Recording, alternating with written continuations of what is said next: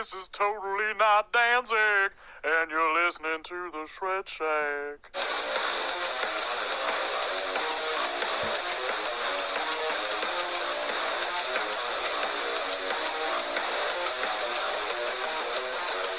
Greetings, folks. I'm Dan Mack. And this is Chris Mack. Welcoming you to episode 115 of the Shred Shack podcast, your premier source of news and uninformed yet heavily biased opinions pertaining to all things heavy metal, airing bi-weekly on iTunes, Mixcloud, and Google Play, as well as on YouTube at youtube.com/theshredshack and youtube.com/adamanttemblem. Let's get started with some old business. And I don't have enough battery power to do this, so old business is old business and new business is new business. And according to The Blast, Scott Weiland's widow will not be able to collect the money she claimed that the Stone Temple Pilots singer owed her before he passed away.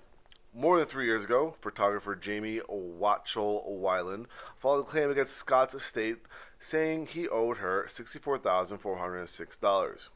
A very specific amount. Yeah. Anyway, Jamie said she and Scott signed a prenuptial agreement before their 2013 wedding, which provided that the musician would put $2,000 into a separate account each month that they were married, with the provision that the amount would increase by 7% annually. But Jamie says Scott had only made 2 deposits by the time he died in December of 2015. TMZ said that the document was cut and dried, stating what was his before the marriage remained his, and vice versa. In addition, the agreement waived Jamie's right to spousal support. According to court documents obtained by The Blast, Jamie Weiland's creditors' claim against the estate was just denied. Scott Weiland's second wife, Mary Forsberg, who was also the head of the estate, had previously argued that Jamie did not file the paperwork properly and her claim had lapsed. The fuck? Just a lot more BS over dead people's money. Fucking A. Fortunate enough, I'm going to die poor, and I don't plan on getting married again. I don't know. Just hearing this stuff afterwards is so terrible. Yeah, it's kind of a bury me face down so you can kiss my ass kind of thing. Right. And Scott Weiland's probably up there like, man, did I get out when I could? I said, bitch. He's still looking around though, before he said it. I looked her into the windows of her soul, and I said, bitch. I don't know why, but that recently came across, like that particular clip came across in my my newsfeed on Facebook. Not because a friend posted, but it's like an advertisement for like Comedy Central or something like that. And I just been thinking about that ever since. It's hilarious. It's hysterical. I think it was like the first episode too. Really? Yeah, I think so. I haven't watched much of that, but like the things I've seen of it are hilarious. Like that one, and of course, the AA Ron is just too fucking classic. Yeah. D nice. Say it right. You go up to mom like that. You done fucked up AA Ron.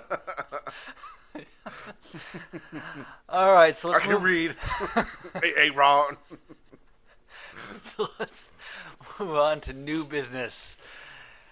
And we do not discuss new business until next quarter. It's next quarter.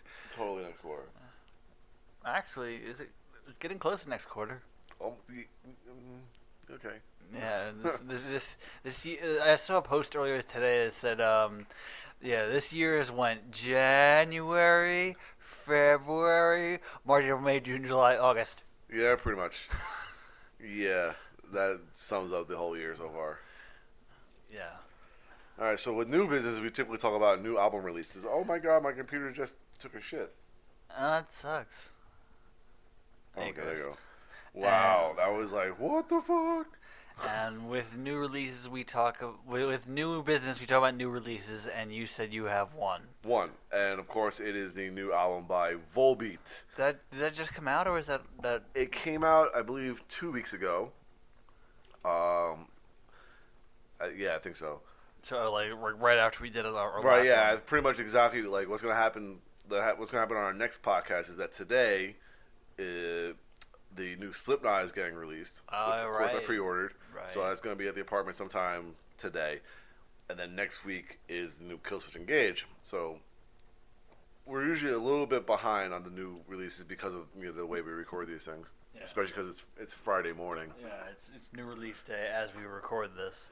All right, so the new Volbeat record, and I think anyone who's been a fan of the Shred Shack radio show, the Shred Shack podcast, know that we love us some Volbeat on this one, and this album doesn't change anything about that. It's fucking great. It's so fucking good. Like they're beyond they're to the point like it's catchy for absolutely no fucking reason, but it's so goddamn catchy, and it has no business being that. It just has no business being that catchy. It's just so good. You hear that, Volbeat? You have no business being so good. You have no business being so good. Like, why are you so good? Why is this a thing? But they are. It's just another really, really good record in their catalog. I can't stress enough how good this record is. It's a lot of fun. I think they've gone more to like the anthemic side. Like there's definitely a lot of stuff on here that you can just see a big crowd singing, and that seems to have been like their shtick for a little while now. I think I read one article, one review said that like they get grandfathered in to the heavy metal scene because of their sound in the past. It was a little bit heavier, but I don't think there's anything like lighthearted about their sound. There's no reason that they can't be considered heavy metal. They're just God forbid they're melodic and nice, like Bob Rock said about Metallica back in the day. It's just so much fun to listen to them play, and it's just also just hilarious to listen to Michael Paulson sing sometimes, just because. What the fuck did you just say? And it's not like the Cookie Monster vocal. He's like, dude, what the fuck is going on? Yeah, I think what's his name? Pat made that joke in his review of which album did he review? Outlaw Gentlemen Shady Ladies. Yeah, he did the take a shot every time you can't understand a word. No, he writes down what he thinks he said, and then he writes down the actual lyrics, and he's like, oh, wow, I got that wrong completely. Yeah, they're just a lot of fun. I highly recommend everybody checking out Volbeat. I mean, this is probably one of the ones to kind of get into them with, because it's very accessible. Like I wouldn't be surprised where it lands in the charts anywhere. It was relatively high, even in the top 200. So, again, just a really, really fun record. I highly recommend everyone check it out. Yeah. I started to watch the new Blu-ray from Sound of Thunder. I saw that downstairs. That's cool. Yeah. I've only really watched like 2-3 tracks from it so far, but it is good so far. The set list, I mean, I'm not as familiar with their catalog as I should be at this point, but their set list doesn't look too bad, and it came out around the same time as they were working on Who Do You Think We Are, which is their cover album. Cover album, yeah. So they do like 3 covers on there. Oh, cool. Which is Who Do You Think We Are? They do Icarus, Born on Wings of Steel, and Pleasure's Slave. A couple songs from Tales from the Dead Side, which is the album that got me into them in the first place. But I tried to listen to the CD this morning in my car, and for some reason the CD wouldn't play in my car. Ooh. So I don't know what's up with that. That's a bummer. Yeah, so I don't know what's up with that. That's why it's down there, because I swapped it out for my iPod this morning. So, but what I've watched of the Blu-ray so far has been pretty cool. That's awesome. So, and for having missed my one opportunity thus far to see them live,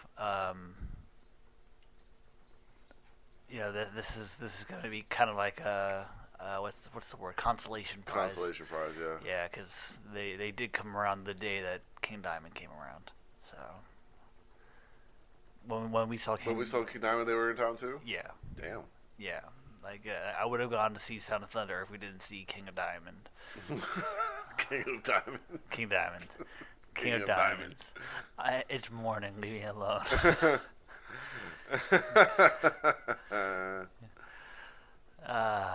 Okay. So, what else have we been listening to this week? Well, it's a good thing that you say we, because we are now both contributing to the Shred Shack hashtag albums of the day on the Instagram account. Yeah, now that I put my iPod in the car. So, let's just go through what we have been listening to. Yeah. Alright, so we got the new record from Soilwork. I'm not even going to try to pronounce it because it's definitely in Swedish. I think it's Verkleiden. Oh, yeah. Now that you say it, it looks a lot easier to say. Yeah, Verkleiden. Yeah, I like that. That's good. Okay. So we got to that one, and then The Offering, Home. Yeah, that one was a nice little surprise from Skateboard Marketing. We got Biomechanical, The Empires of the Worlds, and Winter Calling. Winter Calling, Faces. Yeah, Winter Calling I love. Mierker, her second album, and Raven Black, Seven Sins. Yeah. Majesty of Revival, Timeless. Yeah, that one's you. Yep, and Wasp, Golgotha. Golgotha. I remember that one being really good. Yeah, that's a great album. Like it makes you want to listen to more Wasp. Like from Pat I heard that they suck, but you know that's his opinion. I really like that album, and I want to hear more from Wasp. So then we have some Dream Theater, Distance Over Time, and 4x Fate, Relentless. yeah, 4x Fate I've had for a while and just never listened to. Evergrey, The Atlantic, and Avenged Sevenfold, self-titled. You know, in listening to the Avenged Sevenfold album, I like it less now.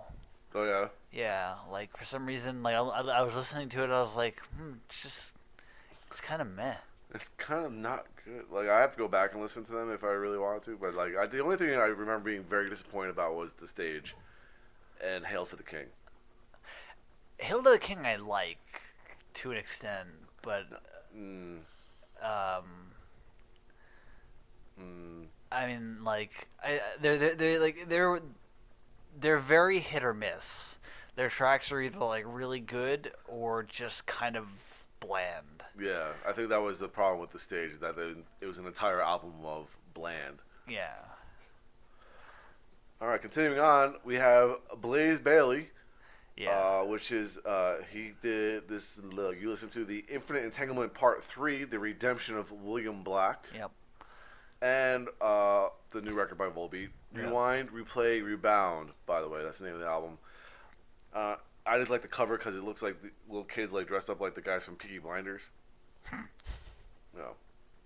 Anyway, we got Hidden Laps, Butterflies, and Bathory. Yeah. Which one is this one? Nordland 2. Nordland It's 2. the only Bathory album I have.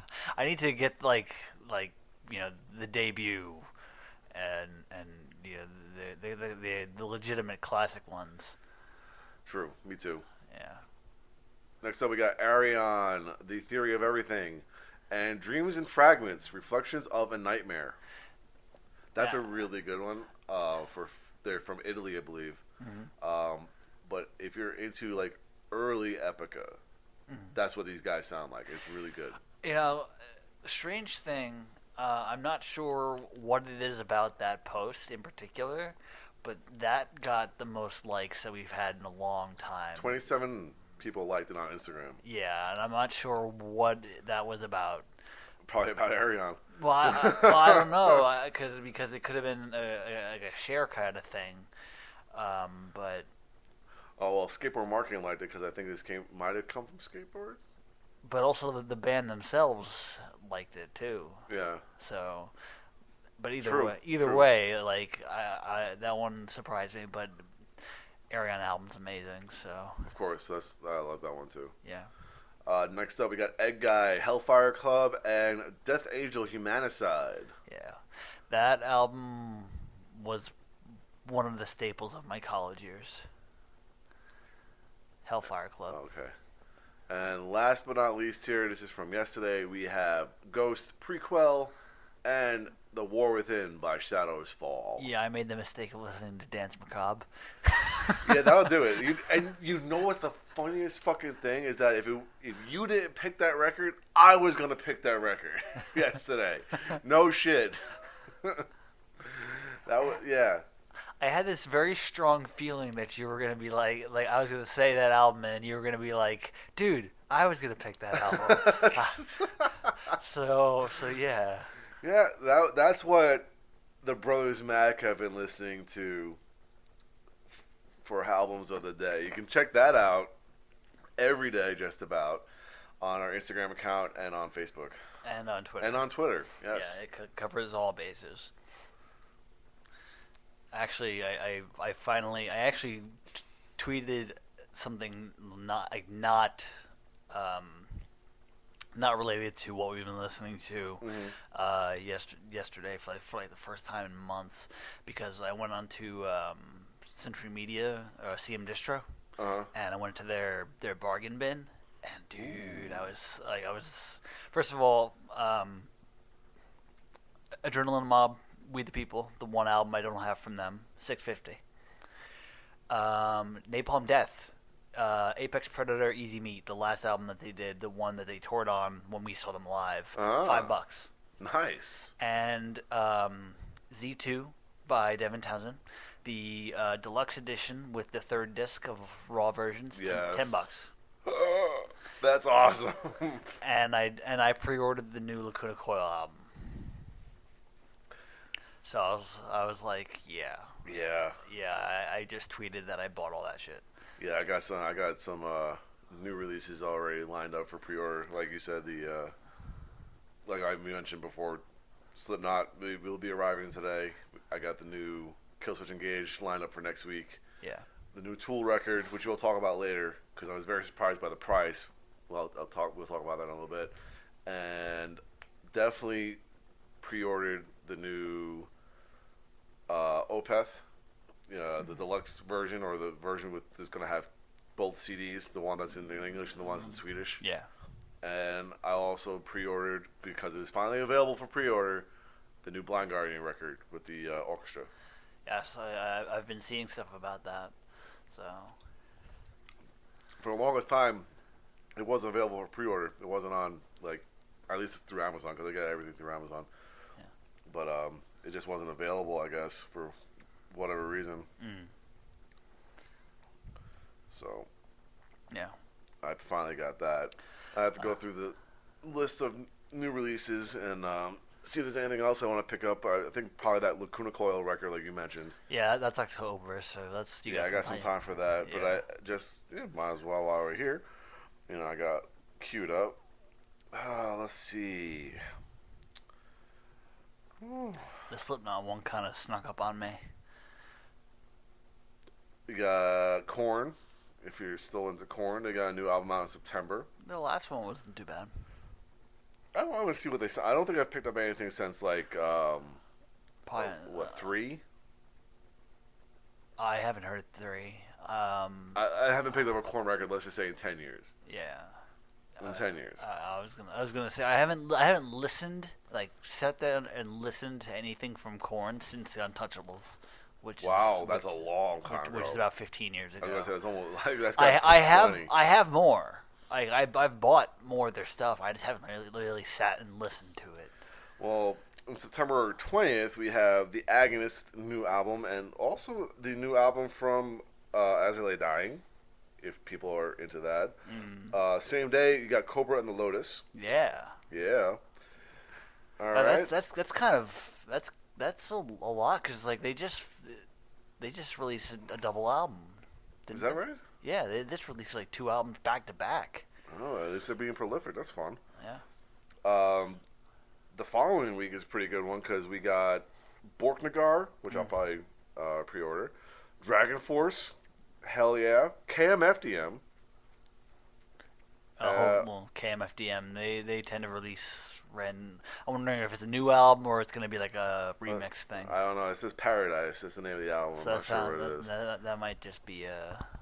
But on the same day, you also Opeth, Steel Panther and Wednesday 13, all coming out on the same day. Mm-hmm.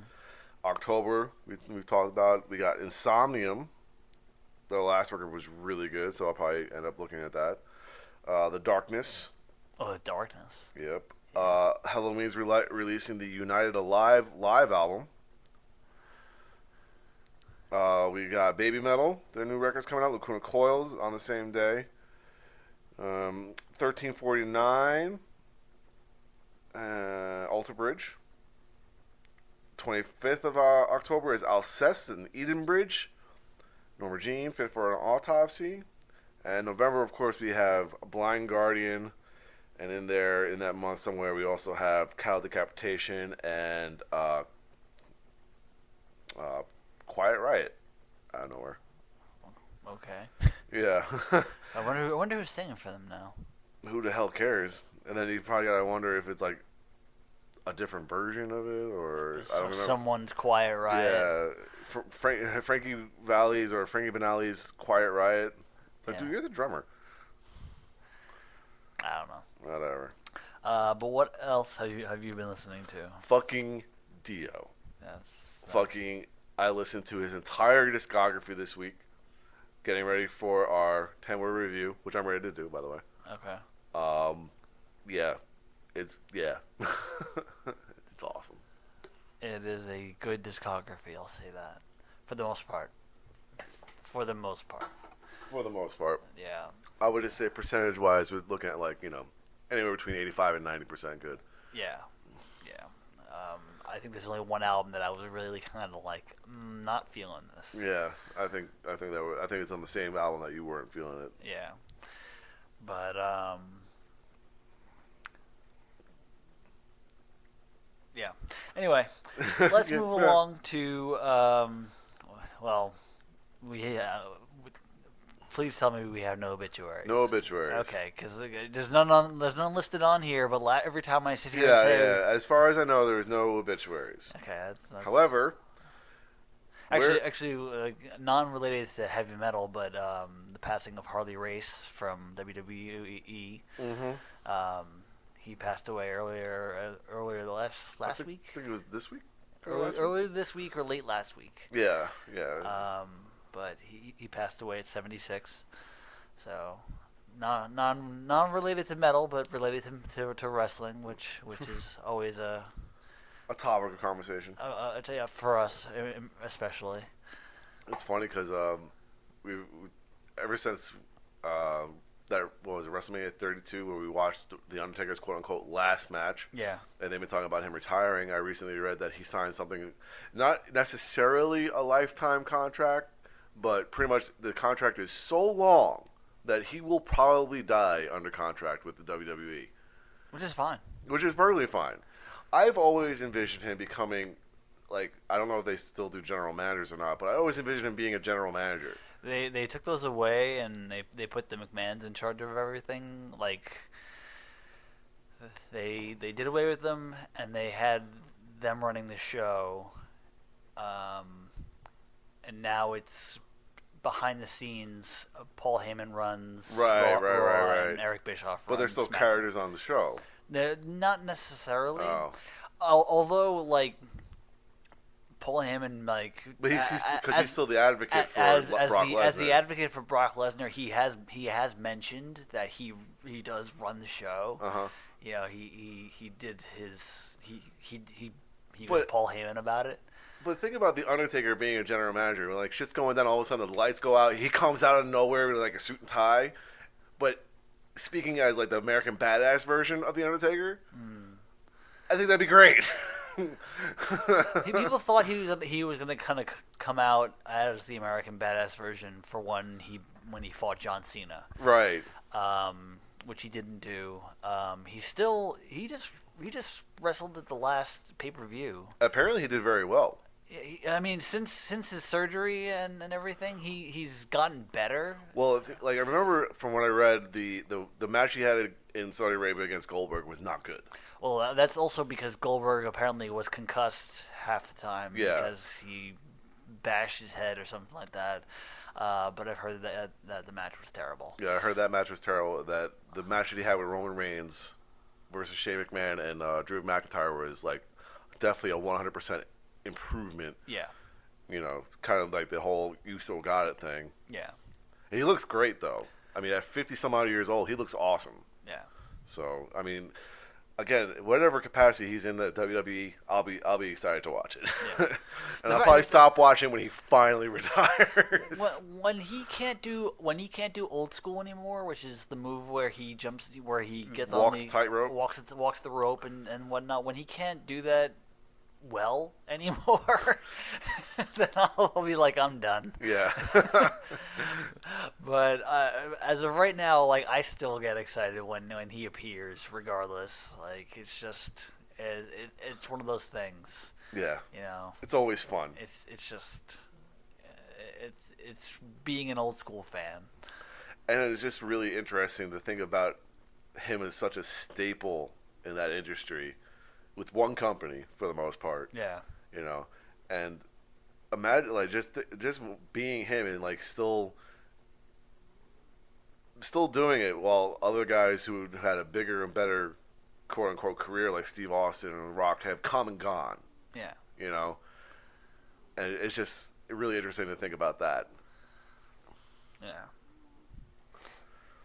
All right. Anyway, now that we've gone completely off track. So let's talk about cancer. Cancer. Where is that pussy cancer? So, Mercyful Fate bassist Timmy Hansen has revealed that he's battling cancer. I didn't put down any details. I think there was a long. He's the current bassist of Mercyful Fate, correct? Yes. Yes. I say current because it was announced that they are. Well, reunited. that comes up later. It does. It comes up later. I'm sure it does. All right, and we will talk about that later. Yeah. But Chimaira singer Mark Hunter has been diagnosed with thyroid cancer. The Ohio-based musician revealed his diagnosis in a Facebook post Thursday, August 1st. So not even a week, barely a week ago. That is... he's a young guy, isn't he? Yeah, I mean, Chimaira only came to an end recently. You know, they called it quits. Really? I'm pretty sure I read that in the article that, you know, they're not doing much anymore, if anything. But, yeah, so 2 gentlemen in the metal community with cancer currently. And, of course, we'll keep you updated as that progresses. Yeah. All right, so let's move on to general news then. All right, so here's a very interesting one, and this might be shaping up how we look at the charts in the coming weeks. Tool. Their entire recorded catalog has been made available on digital and streaming services for the very first time. All 4 previous studio albums, including Undertow, Anima, Lateralis, and 10,000 Days, and the band's 1992 debut EP, Opiate, are available. And Tool was one of the last holdouts in the music business to keep all its music out of the digital realm. Oh, and it would change your mind. Probably just going with the flow finally. You know, I mean, they're releasing a new album. Yeah. They probably realize that a lot of people are not going to actually physically purchase this record. That they need to do something to get the record out and to make money off it, I guess. Yeah, I mean, there's gonna be enough people to buy it anyway. Well, I'm buying it. We'll talk about the actual because they always do something special. Yeah. With their releases, as far as packaging goes, and this one is like beyond anything they've ever done before. It's actually really super cool. From what I think it's super cool. It's a little bit on the expensive side, but what you get is worth it. Gotcha. Again, we'll talk about that later. But already they've streamed. I think all the records are in the top 10 of iTunes streaming. If that's still a thing, or Apple Music. Apple Music. You know, certain albums have over 1 million streams within the first week. Probably 10 million plays of Sober. Yeah, just they've had a lot of streams already. So I did a quick scan of the charts already. They're not in the charts yet, but that only, time will tell if they don't get in the charts. At least in the hard rock charts. Yeah. I mean, there's no reason for them not to be in the hard rock charts. If not pushing it for the top 200. If not in the charts, then it might affect their numbers as far as gold and platinum. Yeah. And I just find it so funny. People are freaking out, like, "Oh my God, they're finally on on Spotify. These are old. These are guys in my age group who have had these albums out for like the last 13 years. Because that's the last time they released an album was 13 years ago. It's like, why are you so excited? Don't you own this already? Yeah, like shouldn't you have? Shouldn't you have bought this record already? You know, like I don't get it. Yeah. But I guess because it's keeping all your music in one place, if you listen to Spotify for everything else, I guess that. But the thing is, like, I don't get it. I know. It's just not my thing. Yeah. You know, it's also really good for new fans. You know, anyone who hasn't listened to it before and has been looking for a way to listen to them without buying a record, they have the opportunity now. Cheapskate motherfucker. Hey, you know what? I've been introducing some people to new music, and they've been listening to it through the Spotify thing, and it's worked out for them. So Right on. And the thing is, Spotify is a pay thing, so it's not like you're, well, depending on the version you get, you can listen to it for free, but you can also pay for it. Mm-hmm. And so, you know, someone's getting money out of it. Gotcha. All right, are we ready to go? Yeah. Pestilence have signed a deal with Agonia Records via the band's imprint Hadean Records. A new album titled Exidium. Exidium. Yeah. Okay. You know, I'm just still going with the V as, like, not you. Anyway, will be released in the coming months. Yeah, I think it's supposed to be like that, the whole Cult thing. or that, or like Roman. Oh, gotcha. All right, Slipknot's Unsainted has been chosen as this theme song for WWE's upcoming NXT TakeOver event. NXT TakeOver Toronto 2 will take place on Saturday, August 10th from the Scotiabank Arena in Toronto, Ontario, Canada, during WWE SummerSlam weekend. NXT champion Adam Cole versus Johnny Gargano will headline the show. It sounds like it's your birthday. It is my birthday. Yeah, but that's looking to be a good show. As far as the whole lineup, since we already discussing. Yeah, wrestling. we're already discussing wrestling. So it's now it's a topic of conversation. Yeah, it looks like a good show already. As far as the matches, NXT takeovers are always friggin' brilliant. And we're coming up to November soon, which is War Games. War Games is always awesome to watch. Is it? Yeah, it's because it's the two rings side by side inside of a steel cage. Oh shit! Yeah, it's always crazy to watch. Hell yeah! Fuck yeah! I also like the fact that NXT chooses like this type of music to be their theme song. Yeah. Like I would say, pretty much 100% of the time. Yeah. And I think that has everything to do with Triple H. Yeah. They had Code Orange do Aleister Black's theme, and the NXT, or what was the NXT theme at the time. Now it's a Slipknot song. Mm-hmm. I'm not sure. Well, I can't think of what song it is. It was probably listed in this All Out article. Life. All Out Life. Oh, okay, yeah. Yeah, that's it. That's the one. All right. Several online book retailers, including Google, Adlibris, Layman's, and various Amazon sites, are advertising an upcoming autobiography from Iron Maiden guitarist Adrian Smith, titled "Monsters of River and Rock: My Life as Iron Maiden's Compulsive Angler." The 288-page book will be released in May 2020 via eBury, and the non-fiction specialist of Penguin Random House. Now, I'm wondering what that's going to be about. Is that going to be about Iron Maiden, or is that going to be about fishing? Why not both? Well, how much can you write about fishing? Apparently, a lot. I mean, there's a lot of books about fishing out there. There's a whole show called Bassmasters. There's an entire fucking sports shop called Bass Pro Shop. It's huge. How much can you write about fishing? I'm sure people can find ways to write about it. Dan, just because you're not into it. So with my lip ring in, someone looked at me and went, "You gone fishing lately?" I was like, "No." You just didn't get it. I didn't get it until he was like, "Where'd that come from?" I was like, "Oh, I've had that for a while." That's hilarious. I love it. All right, moving on. Woodstock 50 has officially been canceled. Michael Lang, a co-founder of the original three-day concert, called off the event after attempting to move it to Maryland. Earlier this month, organizers attempted to relocate the festival to Maryland's Merriweather Post Pavilion after 4 failed attempts to stage the concert at Vernon Downs in Vernon, New York. Woodstock 50 was originally slated to take place in Watkins Glen, New York, but the show ran into financial trouble in late April when its main investor pulled out. Following that, Woodstock 50 was hit with more defeats, including the loss of the Watkins Glen location, 3 different producers quitting, and contractual breaches. Wow. And I just kept on reading, like, the closer the event, the date got, and, like, the more it just was, like a lot of artists would just jump and shit, like, yo, fuck this noise. I just think that comic of the dog with the house on fire. This is fine. Yeah. Yeah. At least it didn't go through and we had another fire festival going on or anything like that.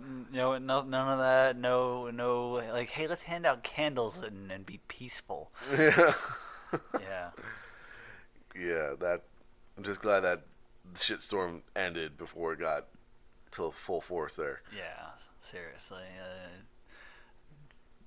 bonfires and terribleness. And yeah. All right. 2 members of Rammstein kissed on stage in Moscow in defiance of Russia's notoriously anti-LGBT plus stance. In 2013, Russia passed a controversial law that can see people arrested for behavior that is deemed to promote homosexuality. The law provides for Russian citizens engaged in the, quote, propaganda of non-traditional sexual orientation to be fined, while foreigners can be arrested and immediately deported. When this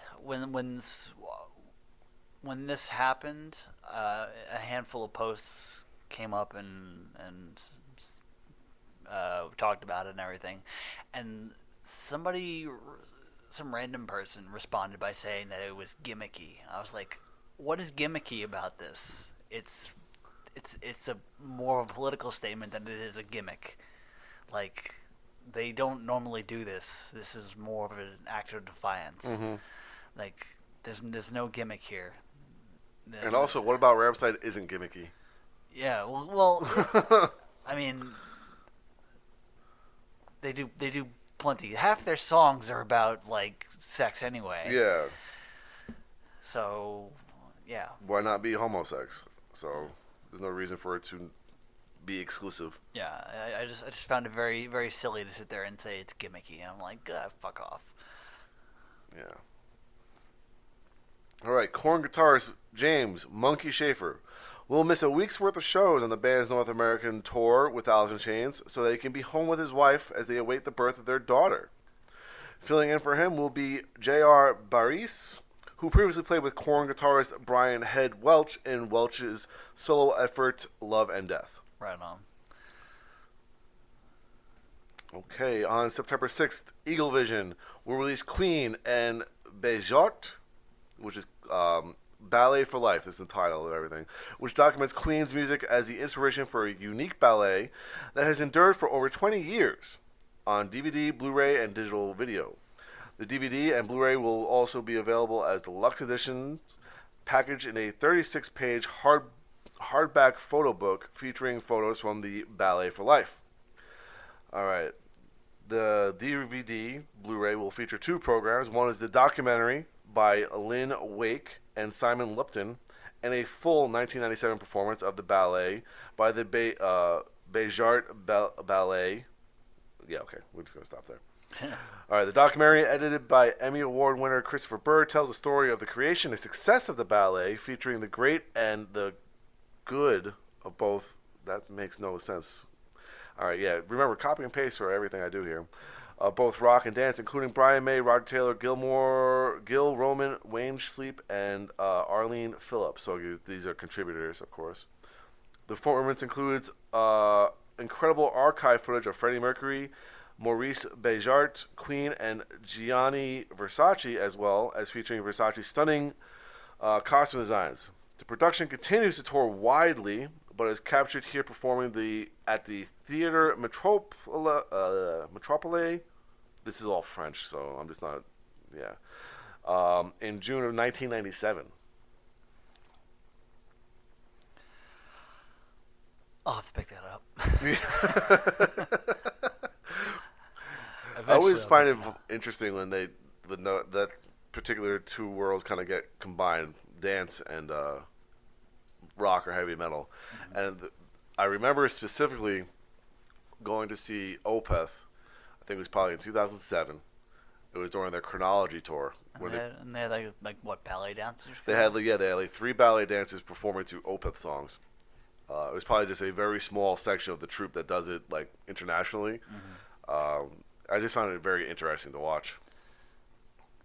Yeah, I mean, I've not seen much of it myself personally, but I would like to see this DVD. It would be very interesting. I'm wondering what kind of interpretations of the songs they do, because do they do it as they originally done, or do they make them a little bit more accessible to dance? Especially that particular type of dance, because that is not like, dancing to a beat or anything like that. It's not like what you would consider like. Yeah, I can't. Yeah, I don't even know how to describe it, because ballet is something completely different. I can't see a ballet dancer going dancing to Fat Bottom Girls. Because most of them are skinny anyway. Yeah, pretty much. That just doesn't work. It's just kind of counterintuitive.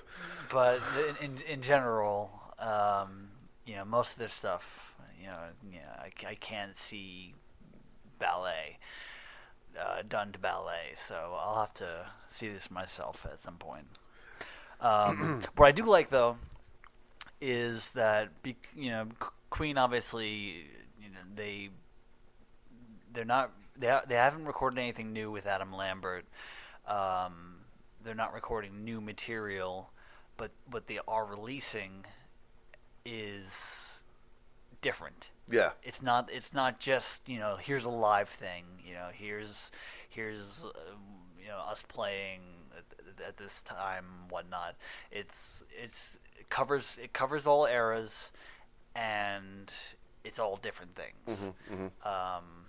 Because they're also releasing the Adam Lambert and Queen documentary thing. They're doing this ballet thing. They did 2 DVDs of them with Paul Rogers. What they've done as far as their own stuff, they released Live Aid and Wembley and Live at the Rainbow, back in '74. So they're covering all the eras that they can, so it feels different. Right. So and something like this kind of crosses over to certain different other fan bases. Yeah. I mean, you might not necessarily be a fan of ballet, but if you're a fan of Queen, you might check this out. You might actually like it. Yeah. You might get into ballet, and vice versa. Yeah. As also the same thing with Iron Maiden. They release an album, they release something live, or they release something, whether it be a DVD of all their videos, or a documentary about their early days, or. And now they're redoing all their albums, and certain ones are getting like the extra packaging and stuff like that. Yeah. So yeah. So when they release DVDs, it's either for the last tour, or it's something different, something special, like the entire Flight 666 documentary. That was still one of my favorite live DVDs. Yeah. Because of the documentary and of course the performances. Yeah. But yeah. Yeah, it's the fact that they do something different every time, even though they have a lot of stuff, like they release a lot of stuff. At least it feels different every time. It's not just constantly barraging you with the same thing over and over again. Like album and then live and then album and then live and then album and then live. So it feels different every time. Anyway. All right. Continuing on. Within Temptation have canceled their appearance at a Lebanese music festival in solidarity with a local band whose show was scrapped from the event under pressure from Christian groups. Marshall Layla, I'm going to stick with that, features an openly gay singer, and the band's lyrics tackle sectarianism, gender equality, and homophobia. Concert organizers said they were forced to cancel their appearance at the festival, quote, due to, quote, to prevent bloodshed and maintain security and stability, after church leaders in Byblos said the band's songs violate, quote, religious values, and apparently threats were made. Yep, we still live in that kind of time. Well, this is also another country, so... Again, but still. But still, it's still the same in this country as well, so... Oh, it's just the umbrella of Christian groups and Christian organizations that kind of, like, gives the bad name to everything. Yeah. You know? Yeah. Again, we're not saying all, but many. Yeah, it's kind of hard to separate sometimes. Yeah. But yeah, this is terrible. Just that we still have to live in that kind of world where, you know, threats are made because of. I mean. It's not just like threats. It's not like they're just threatening to protest, but they're threatening violence. You know. Yeah. That's just stupid. Yeah, it's sad. All right, let's move on. Yeah. Something a little bit better here. Before I get mad. Yeah. Pierce the Veil singer Vic Fuentes has been appointed CEO and co-chairman of the Living the Dream Foundation. Since 2016, the gold-certified chart-topping artist has championed the nonprofit, which helps children and young adults afflicted by life-threatening illnesses stay positive, maintain hope, and appreciate each and every day in the face of their afflictions. For the past 3 years, he has served as an ambassador, and now the organization proudly appoints him as its new leader. As part of his appointment, he endeavors to utilize his platform to expand the influence and impact of Living the Dream Foundation. A little bit of background here. Living the Dream, which was founded in June 2007, is known for providing rich and rewarding #Dream Day experiences to children and young adults who are courageously battling life-threatening illnesses. A #Dream Day can include meet and greets with their heroes, VIP access to concerts and special events, hanging out behind the scenes, hospital visits, surprise gifts, and most importantly, lasting memories that the guests and their families will treasure forever. The organization works hand in hand with the music, sports, entertainment, and social media industries to create unique and impactful experiences for their guests. The overall goal is to help them understand and embrace the powerful message of truly, quote, living the dream, unquote, each day, regardless of their affliction. That's pretty good. I'm just wondering what that's going to do for his role in the band. Right. Yeah, I mean, there's people who do both things simultaneously, something like that. Yeah, of course, but that's a lot to undertake. Yeah, it is. So. Yeah. But good on him and good on them. Yeah, absolutely. And I've seen I saw some of the pictures of what they've done for people, meeting Corey Taylor or going to a concert and hanging out with the bands and stuff like that. Like, it's all really cool stuff. It's all like the same kind of vein as, like, the Make-A-Wish Foundation. Yeah. Kind of stuff like that. Yeah. All right. Brent Fitz, who plays drums for Slash featuring Miles Kennedy and the Conspirators, will miss the last 6 shows of the band's summer 2019 U.S. tour so that he can undergo emergency surgery for a detached retina. Oh, shit. Filling in for him for all dates between August 6th in Nashville, Tennessee, and August 13th in Orlando, Florida, will be Shane Gallas. There's just so many A's in that band, in that name. So. Yeah, Gallas. Yeah. All right. This sounds awesome. Okay, because according to several posts on various social media platforms, former Machine Head and current Violence guitarist Phil Demmel is working on a new project with vocalist Bobby Blitz Ellsworth of Overkill, bassist Mark Mengi of Metal Allegiance, and the guy who can play everything, Mike Portnoy of Sons of Apollo, and of course formerly of Dream Theater, Adrenaline Mob, Avenged Sevenfold, and a whole shit ton of other things. Yeah, and just your band. Yeah. Yeah. If you have a band, he's your drummer. You can always just put that on your, like, my band, formerly featuring Mike Portnoy. And you'll probably get a show. If I show up one day and just be like, hey, I used to be in this band. Or he just goes up to other bands like, I'm in your band now. And they look at the drummer like, bye.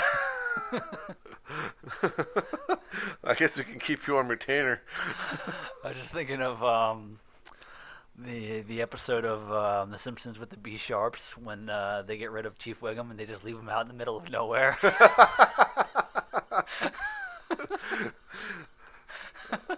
Oh, poor Chief.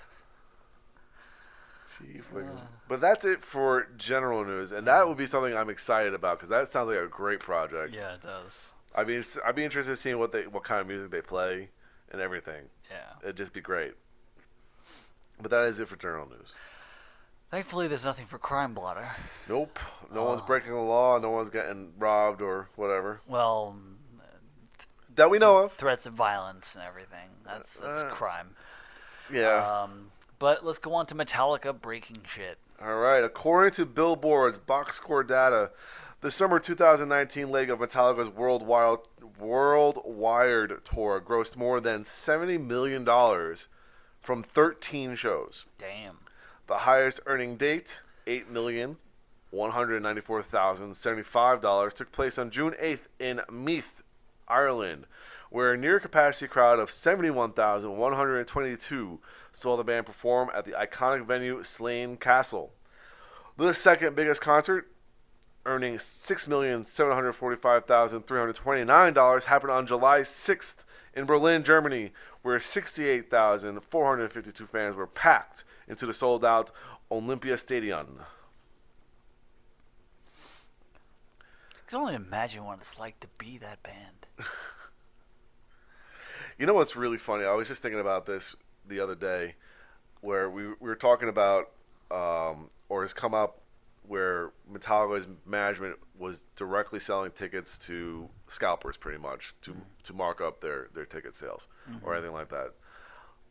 But the thing is, the brand of Metallica is so big now that the guys who actually form the band probably have no fucking clue what's going on.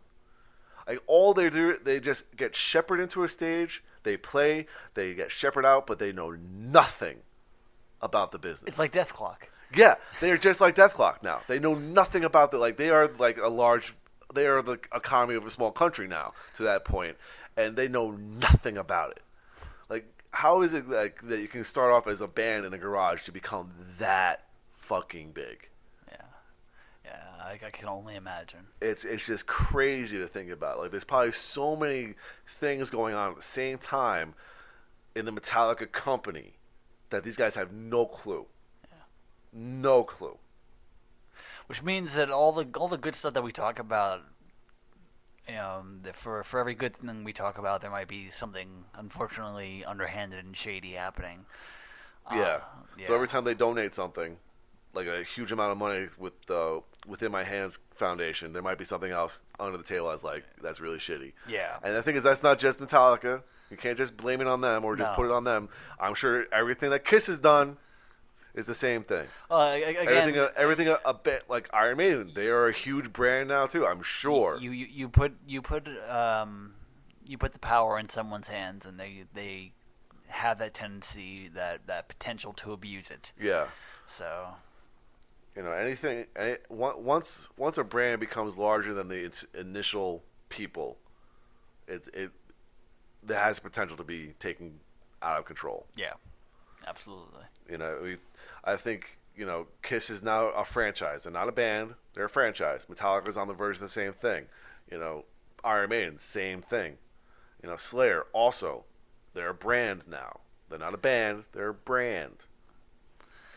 But with something like with bands like the ones we're mentioning, like Metallica, like Kiss, like Iron Maiden, there's always somebody within the band that I can see stepping in and doing something about it. Right. Metallica has Lars. He Yeah, covers he's a business business side. guy. You have Gene Simmons, And Paul Stanley to a point. and Steve Harris. Yep. And I would say that for Slayer, it'd probably be Kerry King. Yeah. For all that, we bash him. I'm sure he's probably very well versed in business at this point. He has to be after 35 years. Yep. But again, the thing is, the company is still so large that not one person in that band probably knows everything that goes on. Yeah. It's just too big. Yeah. Too big. All right, let's go on to my favorite section. Feuden. All right, nearly a dozen leading Danish media outlets have penned an open letter to Volbeat explaining why they have decided to boycott the band's new album, Rewind, Replay, Rebound. When the disc is officially released, it was released last Friday, August 2nd, so that way it will probably be in the charts next week. None of these publications, including newspaper Politiken, tabloid Eskra Bladet, and metal site Devolution, okay, will review or write about the LP. The controversy first arose when Volbeat allegedly refused to accredit two of these publications for the band's Homecoming Copenhagen concert in Teleparken in August of 2017. Every other Danish media outlet was reportedly allowed to cover the show. No explanation was given for the band, but both of these outlets have previously written negative reviews of the group. Volbeat then allegedly blocked the same two publications when the band performed in Denmark this past June. Again, no reason was given for the move. Now, Volbeat apparently also instructed its label, Universal, to refrain from sending out promotional copies of Rewind, Replay, Rebound to the same two media outlets, thereby giving them no time to listen to the album and have a review ready in time for the release date. As a result, 9 publications, which I will not name, have chosen not to cover the album.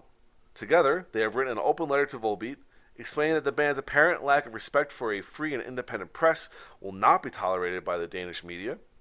The letter states that none of these media outlets will write about Volbeat again until either the group, its record label, promoter Live Nation, or management, Q Prime, lifts this perceived press ban. I mean, are they actually banned, or are they just not big enough? I mean, it sounds very specific that these publications were banned. I mean, they say that every other Danish media outlet was allowed to cover the show, but these two bands. They specifically left out these two publications sending out promotional material. So it sounds like, they didn't say nice things and we're not going to send them the record. Like, so it's petty, you're saying? Yeah, I think it sounds a little bit of petty on both sides. Yeah. But I think as far as the right of free press, I think the media is on the right side of this one. Metallica, they got shit on everywhere, but they're like, you know what? Here, new album, give us shit. Like, go ahead. You can't just say, oh, they wrote a negative review about it. Like, yeah, no, you don't get the new album. You can't do that. Yeah, it's just wrong. Yeah. Okay, so there's no alcohol this week. There hasn't been alcohol for me in a long time. So there's no alcoholic this week. Did you see the picture I sent of the Enter Night? I did, and that was HEB? That was HEB. Nice. Yeah, and it wasn't even a bad price either. HEB's been good about that. I mean, the first time I saw the Trooper was at HEB. Yeah. I've picked up a 4-pack of Trooper at HEB before. So, what's it called? Central Market. They have a wide variety of. Oh, the one on Broadway. Yeah, the one on Broadway. But this was just a regular HEB Plus. So yeah, I just saw that passing through, and I was like, oh shit. That's cool though. Yeah. That's super cool. Yeah. All right, we ready to go on to merchandising? Yes. All right, the Great Frog, which has been handcrafting rock jewelry in Canterbury, London since 1972, has announced a collaboration with heavy metal legends Judas Priest. Now, I didn't go into a whole many details, but they are making rings. All right, and these things are pretty badass. Like, one of them is the Razor from Nice. British Steel. Cool. And one of them is the guy, a skull wearing a hat with the Judas Priest logo. Very cool. Cool. So it's just really cool merchandise, really. If you're into rings, definitely something to look into. And I'm sure you can pre-order the rings at their website.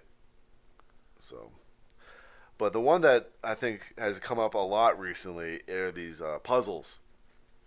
I went to the site for these puzzles. Oh, did you now? Yes, I did. They are a little expensive. I don't doubt it. They're somewhere in the vein of $30. Oh, that's not that bad. I thought you were about to tell me like upwards of like close to 100. No. Like, They were the Metallica ones is the ones I was looking at first of all, and they were 19.99 pounds, which equates to roughly. That's close to that's like close to $40. I mean, like after shipping, yeah. Yeah. That's close to $40. But they have a lot more puzzles. Yeah, well, it says UK's Z Productions will release 4 classic Rush albums as 500-piece jigsaw puzzles later this summer, including Fly By Night, A Farewell to Kings, Permanent Waves, and Moving Pictures, and they will be made available on September 20th. All right. Also, same fucking day, the same place is going to be releasing 3 classic Ramones album covers: "Rocket to Russia," "Road to Ruin," and "It's Alive." Yeah, the ones they have up there on the site are awesome. Like they have a lot of Slayer already. Yeah, and I think they did Iron Maiden. No. Yeah, they did Iron Maiden. Plenty of Iron Maiden. I'm sure. Their covers are just classic. Of course. They kind of lend themselves to be something like that. Yeah. So the site is pretty cool. And me being a fan of puzzles, I obviously want these. They're a little bit. Again, they're a little expensive for my taste, but still very cool. All right, but that is it for merchandising. Right on. Looking into some recording news. Let's look into recording news. Steve Harris says that he's hoping to release British Lion's next studio album before the end of the year.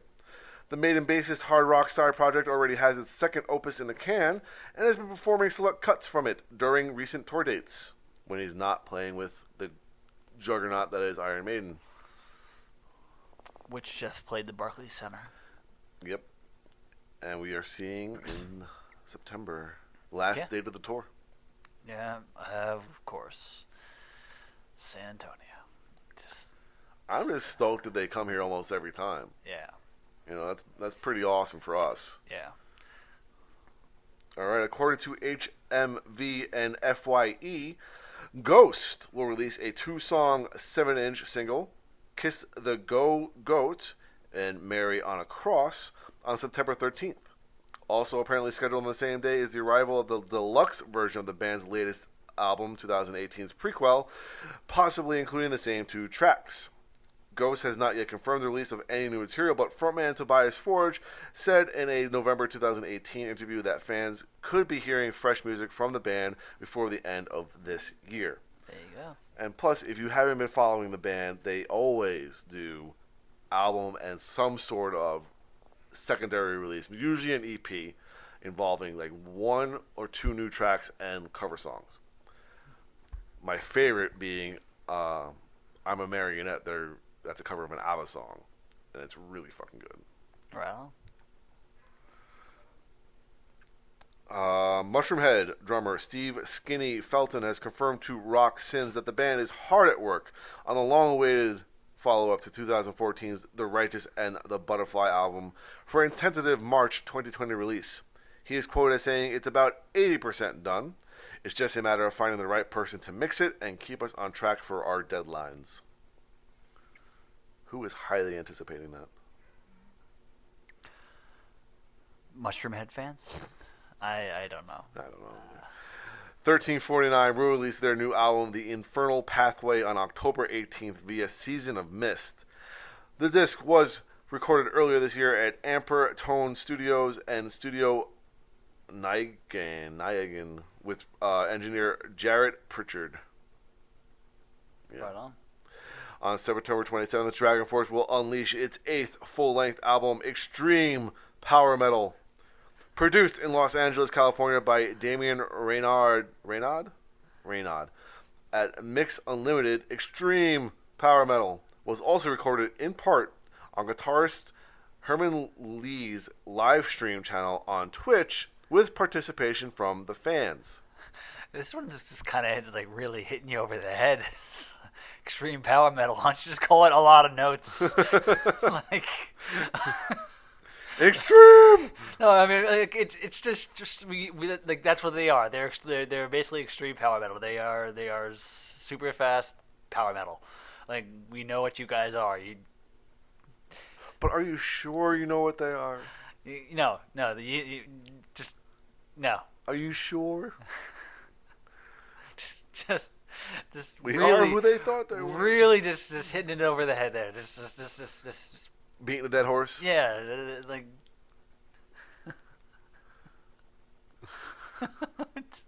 it's so cheesy. It hurts. Now I'm just thinking about the Simpsons movie, where Homer is trying to get back to Springfield from Alaska with the sled dogs, and he's like, mush, mush, mush, and they're laying down, rest, rest, rest. Extreme power metal. It's just beating you over the head with it, man. And I like Dragon Force, but man, what an album title. All right, you ready? Are you ready? As ready as I can Okay. be. Tool has set Fear Inoculum as the title of the band's long-awaited new album. Now, I know people who've been long-awaiting this one. The follow-up to 2006's, remember, this is 13 years ago. That album came out, 10,000 Days, is due on August 30th. The disc is expected to include the songs Descending and Invincible, which the band has performed live at recent concerts. Just a little FYI here, apparently the album is only 7 tracks long, but 80 minutes long. So anyone who's not a fan of prog rock and not a fan of Tool, you're not going to like it. Period. Period. They released a single this week that's 10 minutes long. People are not going to like it.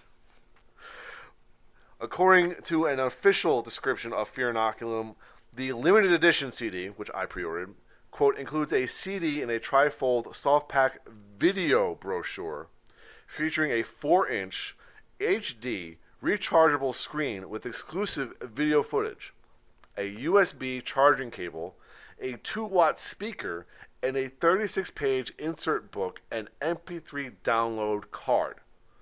The groundbreaking technology included with the limited edition version of Fear Inoculum will cost you $45, music included. Ouch.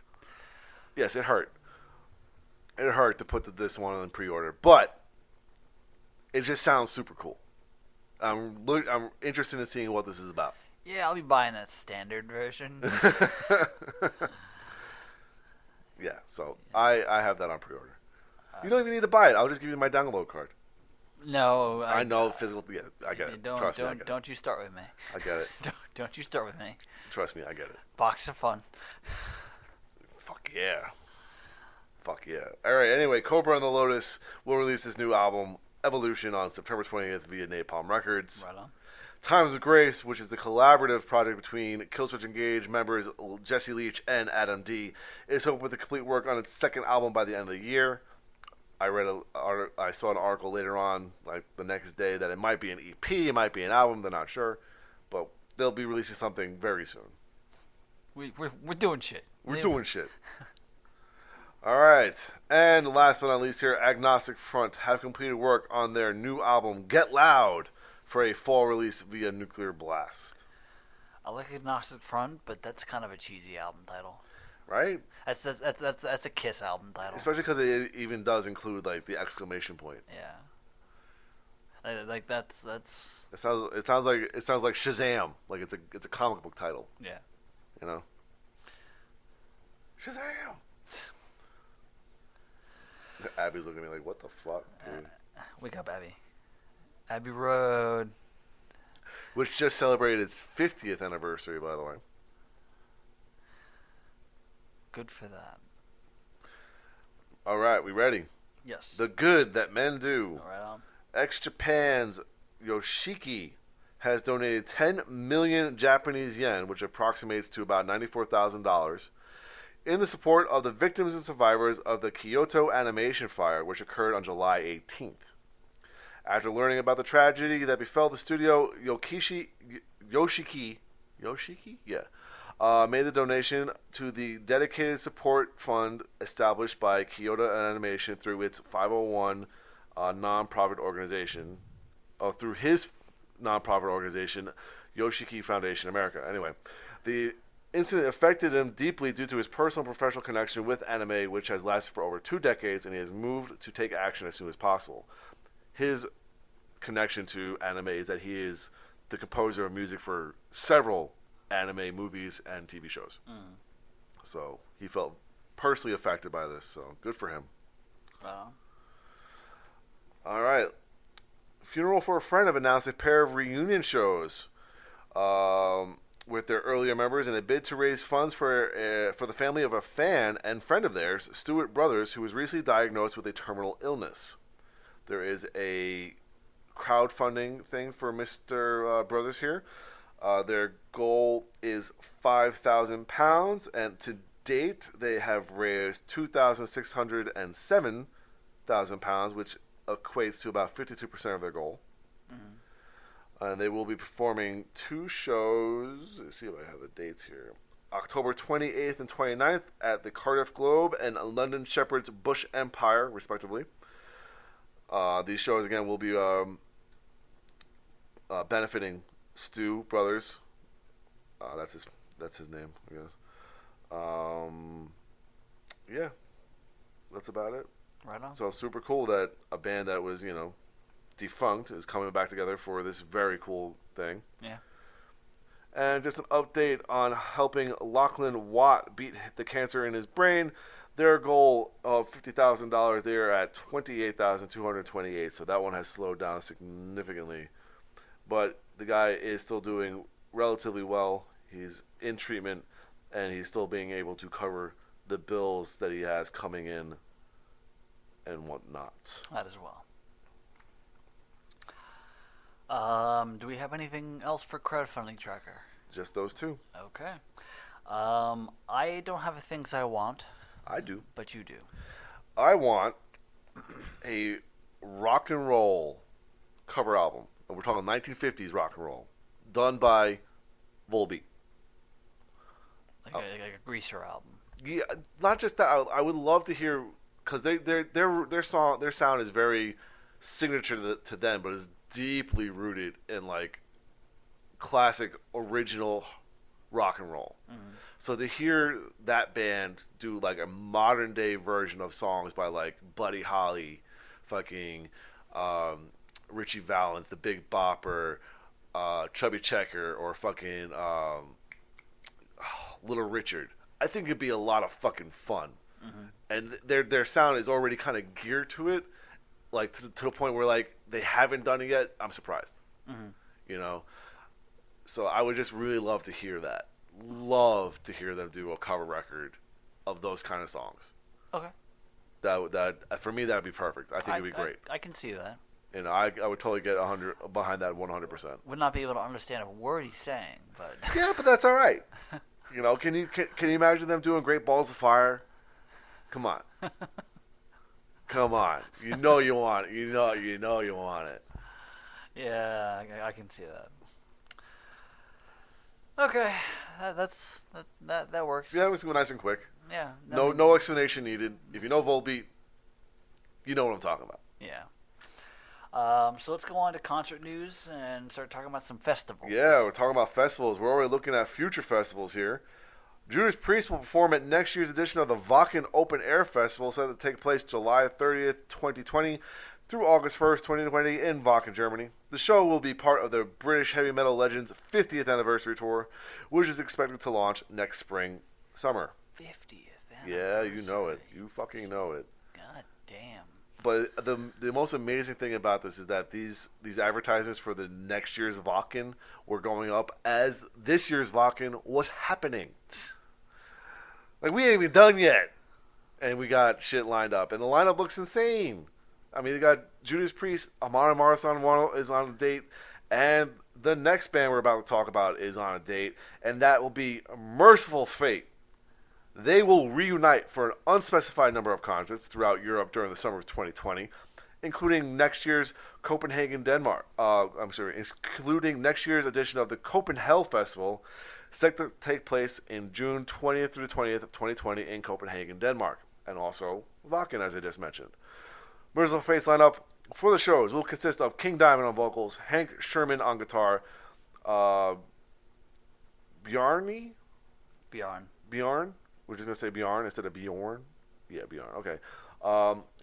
Bjorn T. Holmes on drums, Mike Weed on guitar, and Joey Vera of Armored Saint and Fate's Warning on bass.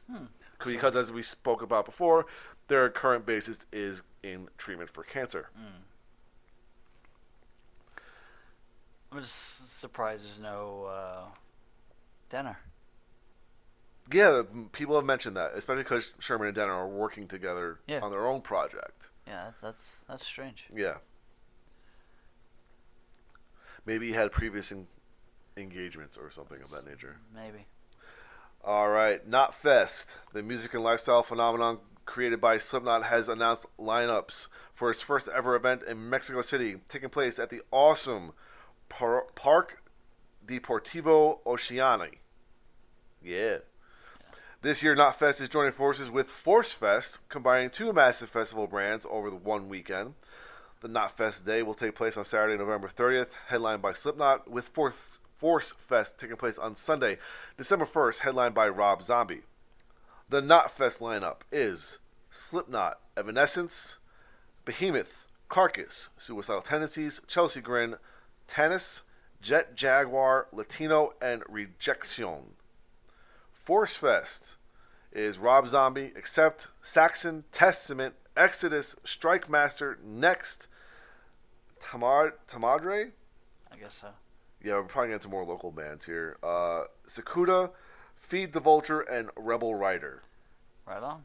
Yeah, that sounds badass. Both plays sound awesome. Yeah, especially the top few for each. Yeah. Queen and Adam Lambert is among the headliners for the 2019 Global Citizen Festival, set to take place on September 28th in New York City's Central Park. The festival is happening at the end of the United Nations General Assembly Week in New York City and is designed to call on world leaders to make real, impactful commitments toward achieving the UN's global goals for sustainable development. Good luck with that. Excuse me. Deftones have announced the second annual Dia de los Deftones, set to take place Saturday, November 2nd at Petco Park in San Diego, California. The all-ages festival lineup includes Churches, Gojira, JPEG Mafia, Hum, Youth Code, and Brutus. JPEG Mafia. What kind of name is that? I don't know. And last but not least here for festivals, consider this a festival, I guess. Lamb of God have been added to the lineup of performers at the inaugural Mega Cruise hosted by metal veterans Megadeth. The performers listed here are Lamb of God, Anthrax, Testament, Queensryche, Suicidal Tendencies, extreme power metal band Dragon Force, Overkill, Death Angel, Corrosion of Conformity, Devil Driver, Phil Campbell and the Bastard Sons, Doro, Armored St. John 5 Metal Church, Bisto Blanco, Tooth Grinder, Metalachi, and Mechanics. I would love to just be on that cruise. Yeah, that lineup is fucking insane. Yeah, that's just amazing. That actually, like, if you look at that lineup, you can probably like line that up with like the Shred Shack's albums of the day. Yeah, seriously. In all honesty, that sounds so incredibly sick. I just like the fact that Dragon Force is listed before Overkill. I was like, yeah, that sounds about right. Dragon Force, Overkill. Extreme. Stop! You fucking hate puns, you fucker. You fucker. Oh, good one though, man. I'll take my hat off to you. Yeah, it's extreme power metal, Overkill. Overkill. Overkill. Wow. That was incredible. Loudofnotes.com. No, thank you for that. All right, ready for some regular old touring news here. All right. Les Binks Priesthood, the band featuring former Judas Priest drummer Les Binks, will celebrate the 40th anniversary of Priest's classic live album Unleashed in the East by performing the LP live at select shows in the UK and the rest of Europe. Okay. Cool. I mean, hooray. Good for you, I guess. Cool. Way to go, buddy. Yeah. Testament, Exodus, and Death Angel will join forces for the Bay Strikes Back 2020 European Tour. The trek will kick off on February 6th in Copenhagen, Denmark, and will hit 25 cities before concluding on March 11th in Hanover, Germany. Come here. There is word that this particular tour will be coming to the U.S. Come here. My hope is that when it does, it comes to San Antonio, and Gary Holt will be back to playing live with Exodus now that Slayer is not a thing. Yeah, they played their last show finally. They just played their last show in Europe. They still have the 7th leg of the American tour to do. For fuck's sake. Yeah, the 7th leg. They're never gonna stop. Yeah. Remember, we saw Kiss's farewell tour in 2000. We did. We saw that. What year is it? 2019, man. Come on. Crap, that was 19 years ago. Yeah. Yeah. And it's funny because Kiss is coming around here in a few weeks For their farewell tour. The end of the road tour. Yeah. Yeah. That's going to go on for another 19 fucking years. Again, I don't think Kiss is ever going to end. Gene Simmons and Paul Stanley might not do it anymore. But there will be a Kiss forever. It'll be Kiss, the Trans-Siberian Orchestra, Twinkies, and cockroaches at the end of the world. I'm guarantee it. That's okay. Yeah. I guess. I can live without the cockroaches. Those dirty bastards. All right, Devil Driver have been forced to cancel their previously announced European tour. The trek, which was scheduled to take place in September and October, is being called off due to, quote, unexpected circumstances completely out of the control of the band, according to a press release. Okay. Yep. Ice Nine Kills will embark on the Octane Accelerator Tour in the fall. Support on the trek will come from Fit for a King, Light the Torch, Make Them Suffer, and Awake at Last. I'm sorry. The U.S. tour will kick off on October 29th in Cleveland, Ohio at House of Blues, hitting major cities across country before wrapping in New York City on December 1st at Webster Hall. There is a San Antonio date of November 14th at the Aztec. If it wasn't the Aztec, I'd consider going. Because it would be a little expensive? Yeah. But it would sound amazing. Yeah, it would. It would. Cannibal Corpse will embark on a North American headlining trek this fall. Support on the trek, which will kick off on October 20th in Houston, will come from Thy Art Is Murder and Perdition Temple. They're a band that I want to see. I want to see them live too. Like, I remember when Pete saw them live a couple years ago, he took a video, and it really is just them on stage being Cannibal Corpse. Like, there's no gimmick, there's nothing about it. It's just a bunch of guys in jeans and a t-shirt just going crazy. Yeah. And that's the kind of show I want to see. Yeah. Epica have announced 3 North American shows as part of their Design Your Universe 10th anniversary tour. The dates will see the band return to intimate venues in Montreal, Los Angeles, and New York. Cool. John 5 and the Creatures, which is comprised of world-renowned guitarist John 5, bassist Ian Ross, and drummer Logan Miles Nix, have announced the second leg of the Invasion Tour 2019. The trek will kick off on October 30th in Michigan and wrap up just before Thanksgiving. Jared James Nichols, who supported John 5 on the first leg of the Invasion Tour earlier this year, has once again been tapped to open, along with additional support from Reverend Jack. Cool. One-offs. All right, one-offs. On October 9th, Metallica will perform S&M 2, which is a celebration of the 20th anniversary of the original S&M concerts and album. and also commemorate the grand opening of the state-of-the-art Chase Center, a historic addition to San Francisco's waterfront. This one-night-only event will be shown in over 3,000 movie theaters around the world. S&M 2 will see Metallica joining forces once again with the San Francisco Symphony, led in part by legendary conductor Michael Tilson Thomas, as he kicks off his final season. The band will perform several tracks from the original 1999 S&M release, as well as symphonic versions of new songs released since then. That sounds exciting. That does sound exciting. I did not know that. I thought it was just going to be a reenactment of the original S&M concert. But now that they're actually adding new songs, that would be very, very interesting to hear. I also want to know who is composing. This guy is conducting. I want to know who is composing these new symphonic takes on these tracks. Because obviously, Michael Kamen is no longer around. He passed away several years ago. He did the original S&M. I want to know who is filling in. I'd say the same guy, probably. The conductor, too? Yeah. Possibly. Yeah.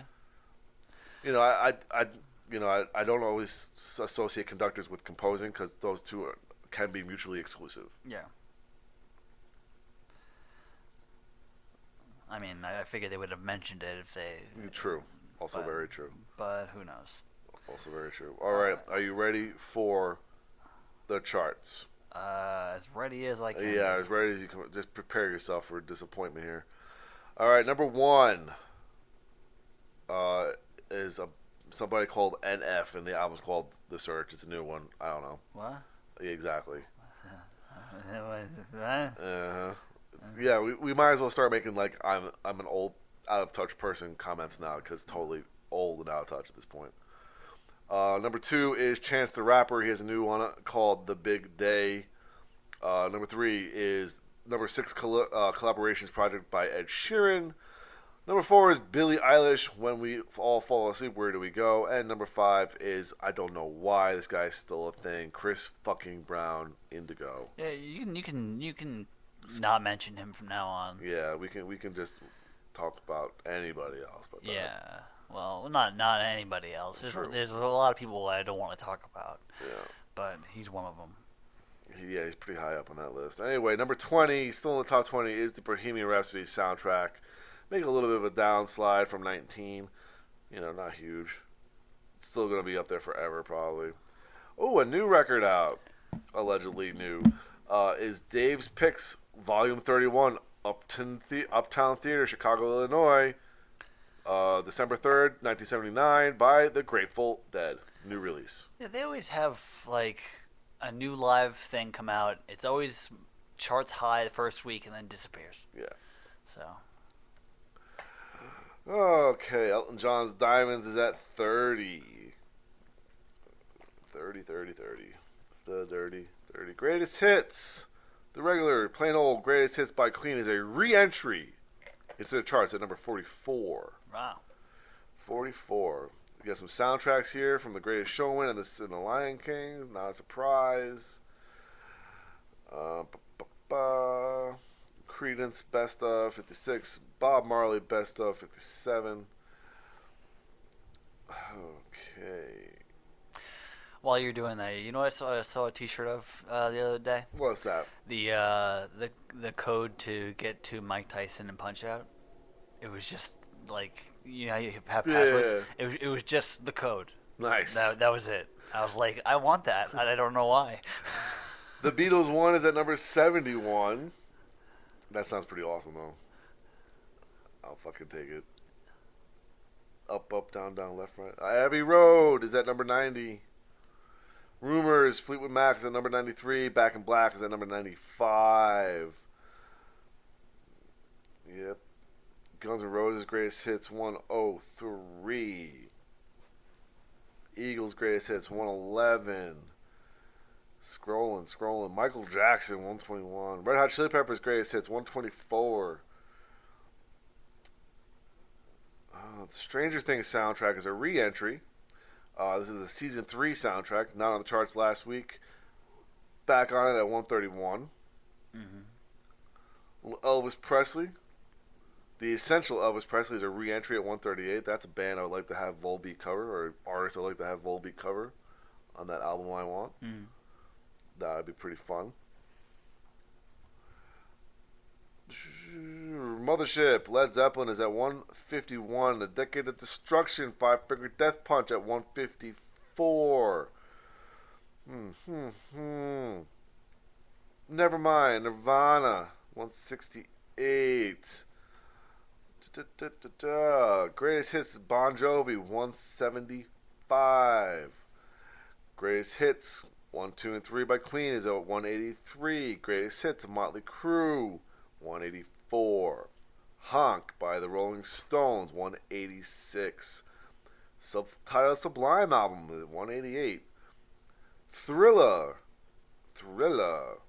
Michael Jackson, 192. And the White Album, closing out anything related to us, 198 on the top 200. I really want to know who decided that the album title Honk was a good idea.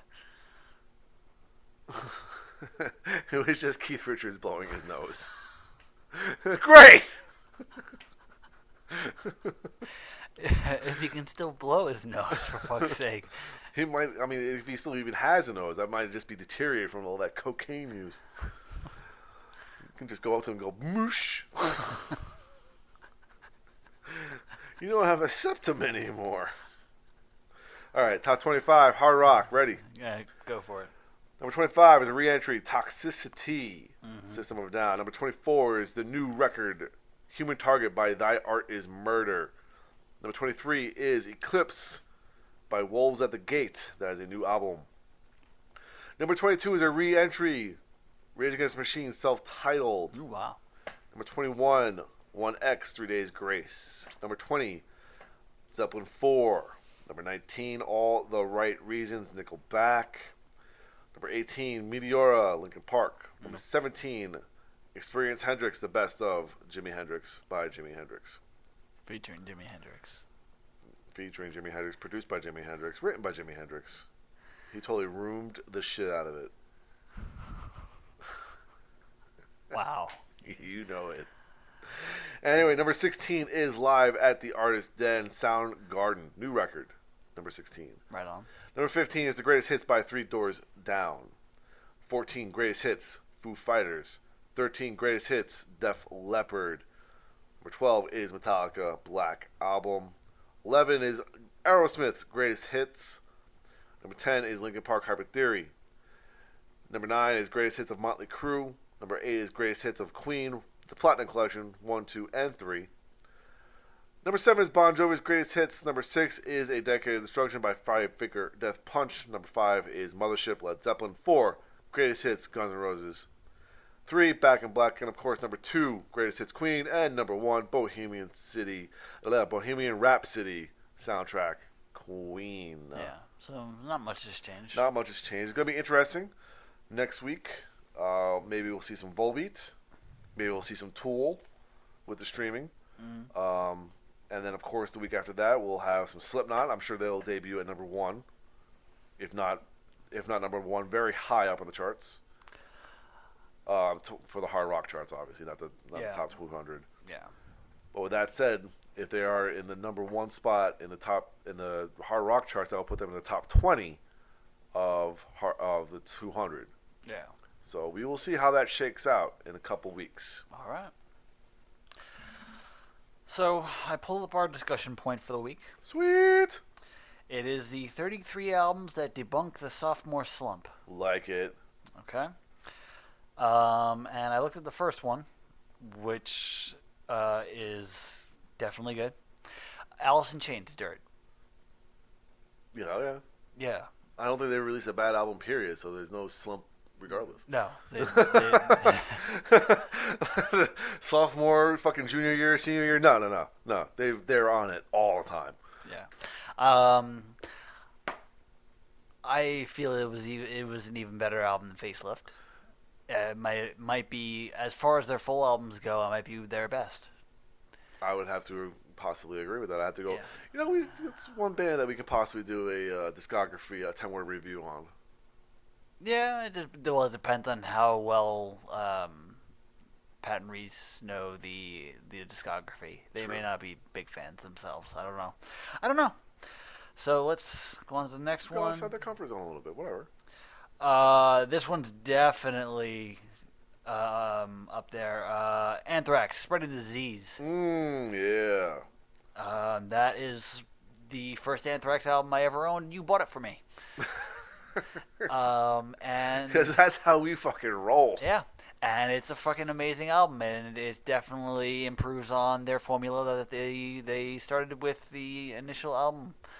I can't think of the name of the first album right now, unfortunately. It wasn't Fistful of Metal? Yeah, it's Fistful of Metal. Yeah, I knew the album cover. I just couldn't think of the title. But Spreading the Disease is a fantastic album if you have not heard it or. Have you been living under a rock? Actually, the initial classic lineup, the albums they released were all great. So even some of the first few with John Bush. So I love some John Bush though. Avenged Sevenfold, Waking the Fallen. That is their second record. That Yes, is that is a very good and valid point. Yes. And I would definitely have to say, yeah. Yeah. You were nutty for this album. For I a was long nutty time. for this album for a very long time, and you know what? When I go back and listen to it now, I still enjoy it a lot. Mm-hmm. You know, I really enjoy it. And the fact of the matter is, if you do compare this record to the Sound of the Seven Trumpets, I think that's what it was called. Yeah. It's night and day. Like the quality of record. You know, it's more polished. The songs are better. Everything sounds better. It's just a better record. Didn't they get more melodic on this album? A little bit more. Yeah, they definitely got more melodic, but that was kind of their trend anyway. But I just their songwriting was just so much better on the second record. Like it was kind of like I said, night and day, night and day. Yeah. Similar style, but just quality wise, night and day. This one's an obvious one. Black Sabbath, Paranoid. Oh yeah, totally avoid the sophomore slump. Yeah, I mean, there's classics that are still. I'm sure Ozzy still pulls out to this day. I'm sure. You still probably hear a good 3 or 4 songs of that album on the radio. Oh yeah. You know, Yeah. War Pigs, fucking Paranoid, of course. Depending on what radio station, you might even hear Fairies Wear Boots on the radio. Iron Man. Iron Man, of course. There's 4 of like the 8 to 9 tracks, 50% of the album right there. Yeah. I'm not. This one's more you than me. Deftones, Around the Fur. Yeah, definitely avoid the sophomore slump. I think that one made them a little bit of a bigger band. It got them a little bit more recognition. Well, this one had Shove It on it. Yeah, that had more recognizable songs, and I mean, I didn't get into Deftones until later on in their career. Like, because I didn't really get into it when they first came out. I really much more enjoyed their later stuff, but they definitely avoided sophomore slump with that one. I mean, I think they just got better. You know, they became more like themselves, really. Gotcha. You know. Yeah. I don't care for them, so. I do. This one is kind of. I'm gonna have to listen to some Deftones now. Well, this one's kind of relevant to your recent listenings. Dio, The Last in Line. Yeah. Dio, The Last in Line was a fantastic album. Yeah, for sure. Yeah. The thing is that it's one of those. He opened up his debut album was so classic and iconic that it's always going to be hard to follow up with that. You know, and people still like you don't necessarily hear people talk about The Last in Line as much as they talk about Holy Diver. Of course not. They don't talk about anything else by Dio beyond Holy Diver. Pretty much, yeah. So it's very hard to live up to that kind of standard. I think it did. You know, I just wish it was like when we talk about certain bands like that, and the first album that comes to mind is not necessarily the first. Like when we talk about Black Sabbath, the first album that typically comes to mind for most people is Paranoid, and that's their second album. That's their sophomore record. Yeah. And again, it's the same thing with like even a band like Iron Maiden. The first album that comes to mind for most people is Number of the Beast, and that's like their third record. Yeah, it's the third record. So, you know, to have that first record be that album, it's very hard to follow up. Yeah. The same thing with Ozzy, really. I mean, Ozzy. When people think about Ozzy, a lot of people immediately go to Blizzard of Oz because Randy Rhoads, fucking Crazy Train, all that stuff. Yeah. Although I usually go to No More Tears myself. Here's a good one. Dream Theater, Images and Words. Oh. Now, I liked when Dream and Day Unite. But Images and Words. Images and Words is a phenomenal. Oh my god, top to bottom, beginning to end, that album is incredible. Yeah. So definitely. Yeah, I can as a matter of fact, I can even forget that that's their second album. Just thinking about it as the album that made Dream Theater. That's their first album. Yeah. So I'm definitely agree with that. Foo Fighters, The Color and the Shape. I would say so. Yeah. They became a band after that because, of course, the first Foo Fighters record was just Dave Grohl. He recorded it himself. He played everything. That was just Dave Grohl. And it was the first record as a band, although Dave Grohl is still very heavy-handed whenever he records stuff. Yeah. But I mean, it was good for him to come out with that because it was kind of like he is moving on from being in Nirvana. He has his own band now. It's good to come out with another great record in a row. Yeah. For him. Yeah. And I'm a big fan of the Foo Fighters, and I love everything they do. So it's definitely true. And it has Everlong, which the acoustic version was the song that Lindsay walked down the aisle to during our wedding. Also, very true, right there. There you go. So that win. Yeah. I can't say anything here about this one. Hole, Live Through This. I can't say much of anything about that either. Yeah, I'm not a Hole fan. Yeah. So. Although I can probably, I can see it. Mm-hmm. Because that's probably the one with doll parts on it, if I remember correctly. It does not say. All right. Well, I remember doll parts being a very big song for them, and this is probably also in the wake of post Nirvana, post Kurt's suicide, so 1994. Right around the same time. Yeah. So. We were just mentioning this band, but Iron Maiden Killers. I would agree. Definitely avoided the sophomore slump. Yeah. Technically, from what I understand, most of this album was written around the same time as the first album. So you can assume that they would avoid a slump because it's in the same vein, the same raw mentality, the same songwriting mentality. Yeah, they probably just were more of a focused band at this point. Yeah. So, this one I can't say anything about because I hate the band. Jane's Addiction, Ritual, De Lo Habitual. Yeah, I got nothing. Yeah, I literally have nothing on this. I band. do not like Jane's Addiction. I have Nothing Shocking, I believe, on a CD, but again. I don't know them enough to be able to comment. The only thing that they have done that I can actually enjoy is when I see a cover of Jane Says by Carrie Asher. That's about it. There you go. That's it. This one's a no-brainer. Judas Priest, Sad Wings of Destiny. That's a great one. Another great albums from start to finish. Not quite where they ended up, but still in the same hard rock category that they were starting off at. But definitely better than Rock and Roll. Yeah, for real. Yeah. So.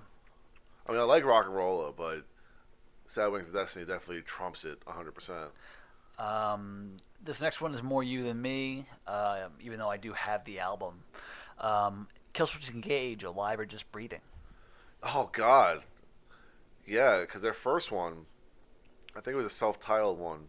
It was on Ferret Records. It was just quality-wise and just songwriting-wise, they were a little all over the place, a little bit of a mess. And then Alive or Just Breathing is still, to this day, my favorite Killswitch Engage record. I love that album so much. I love everything about it. Jesse's voice on it sounds great. Even though the band is still very raw, the sound is very tight and very in the pocket, just So fucking good. I love that record. Yeah, I agree 100 fucking percent with that one. King Diamond, Abigail. I mean, we saw this album live. Yeah, it's one of my favorite concept albums of all time. That's kind of like almost a no-brainer. And this is another one where people will immediately think of. Yeah, everyone when you hear King Diamond, this is what you think of. Yeah. Like the band King Diamond, but usually when people think of the person King Diamond, a lot of people go to Mercyful Fate first. Okay. Led Zeppelin 2. Man, that's tough. I mean, of course, it avoided the topic of conversation here is it avoided the sophomore slump, and it totally did. It totally did. I remember back when I was working nights at Kohl's, I worked with a guy who was like in his 50s. He was a big Led Zeppelin fan, and we would just start the night. We wouldn't even say any words to each other. He would just put a finger 1 through 4, which means what Led Zeppelin album we're listening to start the night. Never said hi, just held up a number 1 through 4. That was it, and it was always for the most part 2. He always picked 2. I am not as familiar with their catalog. I have it, but I'm not as familiar with it, so I can't really say much here. But they do say a whole lot of love and Ramble On being one of my favorite Led Zeppelin songs of all time. And one of the ones you still hear on the radio to this day. Yes, that's true. So, okay, so can't be avoided, but Limp Bizkit, Significant Other. I mean, that had the more singles on it, I guess. Yeah. But I mean, I think the thing that got me about $3 Bill Y'all was that it was so much more intense and like. I really loved Counterfeit. I love that track. That's what the song that got me to them in the first place. Mm-hmm. And the thing is, they never made a song like that again. Yeah. And that's the song I loved, and I really loved that song. So I mean, again. Significant Other had more hits. Yeah, it had a lot of singles. Again, I'm getting off topic because we're going by personal things. This is just saying albums that avoided the sophomore slump, and yes, it most certainly fucking did. Yeah, this one. Yeah. I think this one sold best of their entire catalog. So commercially, for sure. Yeah. It definitely. And probably, just thinking about songwriting and stuff like that, they had stuff that was more accessible. They were able to, to market themselves a little bit better. So yes, they most certainly avoided the sophomore slump with Significant Other. Yeah. Whether you like the band or not. Yeah. Well, you can definitely say this one because it's still on the charts. Linkin Park, Meteora. I would agree with it. Mm-hmm. Most certainly. Because I do enjoy that album. Although I actually enjoy Linkin Park. I've never had a problem with them. Yeah. Well, I mean, there isn't terribly much to hate, I'd say, unless you're just not a fan of radio-friendly rap rock. Yeah, pretty much. Yeah, I mean, they got a little bit more, melodic and less rappy as time went on, and that's probably what started with Meteora, because they started with Hybrid Theory very much in the new metal side. Yeah. And then they definitely took things a little bit more radio friendly on the second one. Again, that comes with better songwriting and a little bit more focus on music and stuff like that. So, yeah. Now I always thought this was the third album, but I guess not. Marilyn Manson, Antichrist Superstar. Yeah, that was his third album. It was Portrait of an American Family, Smells Like Children. Right, Smells Like Children. I think was. I guess they consider that a B-sides thing? B-sides thing, because there was a lot of random stuff on it, I guess. Yeah, so Antichrist Superstar is considered to be... That's considered his sophomore album, huh? Yeah. And, yeah, that definitely avoided all sorts of slump. That record was incredible. Man, that was good. Yeah, I was assuming that it was the third album, too. My bad. Yeah, same here. Mastodon, Leviathan. Yeah, that's one of their best records. And of course, anything that has a concept for me is great.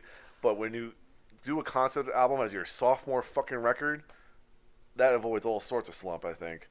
because it just goes to show songwriting ability, ambition, and just I don't know. But the thing is, that album is so fucking good from beginning to end. I agree. I'm not as familiar with it, unfortunately. Yeah, totally awesome. I would highly recommend it, dude. Here's a good one. Megadeth, Peace Sells, but Who's Buying? This is a more refined band than that which released Killing Is My Business and Business Is Good. I mean, we all know that initial album was released based on a whole lot of Venom. That's what I was thinking. Like, I think the second album was more Dave deciding to be Dave and not trying to compete with Metallica, or still like being butthurt by getting kicked out. I mean, obviously he still was clearly, but still, holy shit, it's fucking true.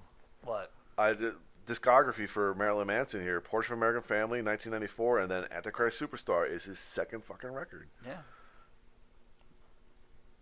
Blows your mind. Yep. Now I just want to see something here. What they considered fucking. Oh, Smells Like Children was considered an EP. Really? Yes. Interesting. It was considered an E-fucking-P. Weird. Okay. Sorry, yeah, I was just... since we were just talking about Megadeth and what they were stemming from, Metallica, Ride the Lightning, obvious. Yeah. I mean, just for songwriting alone. Yeah. I mean, they just took it up another fucking notch when it comes to songwriting. Yeah. You know, and sound. Like, definitely. Yeah. Avoid all sorts of slump on that one. Absolutely. Although some people tell you that they haven't released a good album since Kill 'Em All, but those fuckers are just ridiculous. Yeah. Motley Crue, Shout at the Devil. This one's more me. Yeah, I got nothing. Shout at the Devil is a friggin' phenomenal album. I think that you need to own it. Like, you personally need to own it. You looked at me. Yeah, you personally need to own it. It is a great record. Well, my birthday is tomorrow. Yeah. I already know what I'm doing for your birthday. So. I was gonna say, like, the Maiden ticket that you already paid for could cover my birthday. That'd be great. Dude, don't ruin my plans. Okay, no, I'm good. Okay.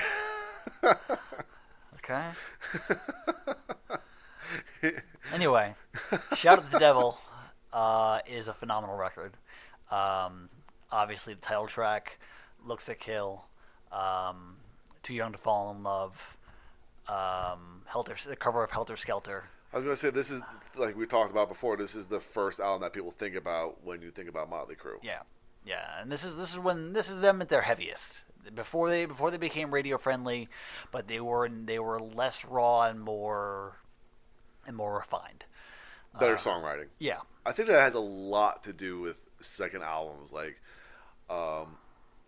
if you get some initial fame from your first album, and then you take it up a notch with your songwriting ability, your second album is going to be very good. But then you get those bands that are humongous off that first record. Mm-hmm. Like, the Planets Align, they wrote amazing songs, but then they just suck at songwriting on the second one. Mm. I think that has to do a lot with that. And that has to do a lot with maturity, I think. You know, a lot of bands that we're talking about, their first one was so raw, so in your face, so blah, blah, blah, blah, that when they got a little bit of fame, they kind of took a step back, looked at it, and they wrote better songs. Yeah. Motorhead, Overkill. I don't know enough about the Motorhead discography to be able to compare 1 to 2. Yeah, that's what I was gonna say. Not even compare 1 to 2, but just talk about the album itself. Yeah, true. I know the title track is a classic. Yeah. So, but that's. I mean, I don't know enough about Motorhead as far as their discography. I don't have enough of their honest to God records. I have a collection. Yeah, it's quite extensive. So yeah, yeah. So, 9 Inch Nails, Downward Spiral. Oh, man. I mean, again, we're getting off topic here because I always go more towards personal because I love fucking Pretty Hate Machine. But we're talking about avoiding the sophomore slump. Most certainly avoided the sophomore slump. Yeah. Again, better songwriting, better sounds, and just the overall appeal of the song Closer fucking stole the show. I feel like more songs from Pretty Hate Machine are hits, are known, but people, if you say Nine Inch Nails, Downward Spiral is what comes up. Yeah, it's the first thing that comes to mind. It's Closer, and it's also even Hurt. Also, Yeah. because of the crossover appeal of the Johnny Cash cover, people who don't even listen to Nine Inch Nails, when they hear the name Nine Inch Nails, they think of that. Yeah. So, Nirvana, Nevermind. most certainly. Yeah. Avoid all sorts of fucking sophomore slump. Again, Obvious. songwriting, sound, everything about it. Yeah. Although my favorite record still is Bleach. Yeah. I still love that fucking record. You can't deny the fucking cultural phenomenon that was Nevermind. I have said it many times that I think that Nirvana is absolutely overrated and whatnot, but I can still put on Nevermind and recall every track. Yeah. So There's no comparison. Of course, that was avoiding the sophomore slump. yeah. We were actually talking about this before. Ozzy Osbourne, Diary of a Madman. Diary of a Madman, I think, is a better album than Blizzard of Oz. For Even real? though Blizzard of Oz is the more well-known of the two, I think they were a better band for Diary of a Madman. Songwriting. Yeah, This is the second album with Randy Rhoads, right? yeah, And this is also the second album post Sabbath. yeah, Again, it's kind of that same vibe as the second Megadeth record. Like, the first one was like, fuck you, Sabbath, I can do this too. This one is like, all right, now I am Ozzy Osbourne. Well, it was more about, like, I feel like the first album was a little bit more about picking up the pieces, and this is about putting those pieces in motion. Yeah. And there's not a bad track on this album. No. So Especially this title track. yeah, title track, yeah. I'm not familiar with this album, so I can't really say much, but Queens of the Stone Age, rated R. I'm not very familiar. I really didn't start getting into Queens of Stone Age until Songs of the Deaf, which I love. Yeah. But I really can't speak to anything before that. Yeah. Same here, actually. So I don't even own this album yet. So working on that. Rainbow Rising. Duh. Yeah.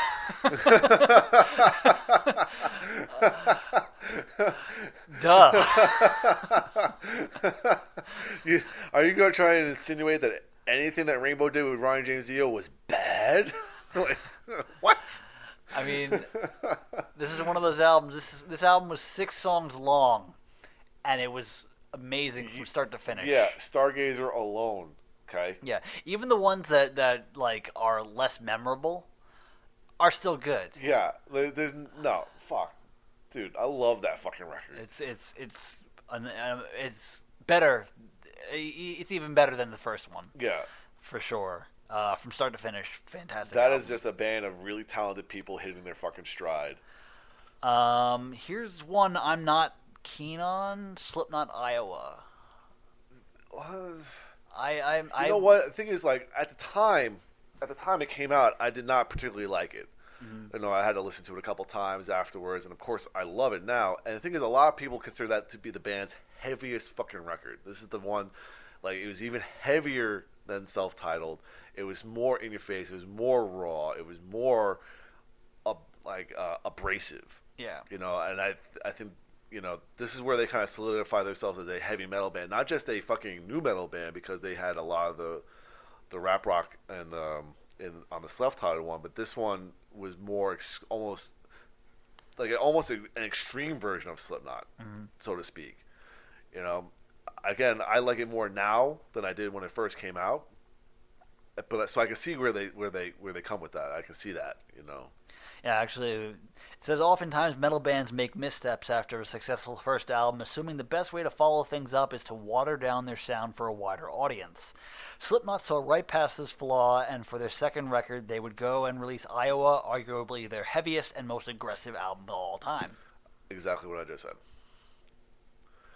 And apparently, one of the things I read about the new record coming out today is that this is their best record in 15 years. So this is probably going to be the best record since Iowa. So if it sounds anything like Iowa, with some of the stuff mixed in from like Volume 3 and fucking Chapter 4, we should be in for a very, very good record. I heard just a little bit of it this morning.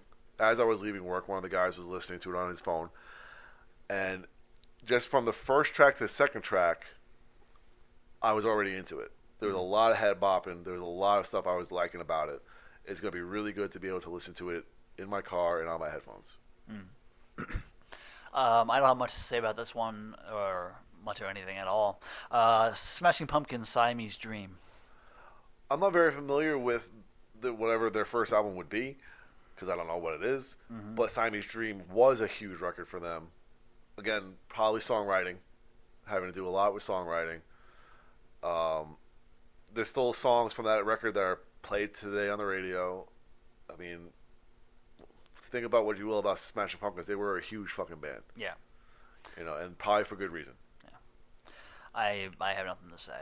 So, Stone Temple Pilots, Purple. Yes. Purple was a superior album to. I wouldn't say superior. Better songwriting, more accessible, more radio friendly hits, and definitely avoid the sophomore slump. But I will always listen to that first record and enjoy it more. I feel that Purple was superior. I love Dead and Loaded. Just that opening track. I just love that first record. Yeah. System of a Down, Toxicity. Most certainly. Considering it's still on the chart, on the hard rock charts. Yep.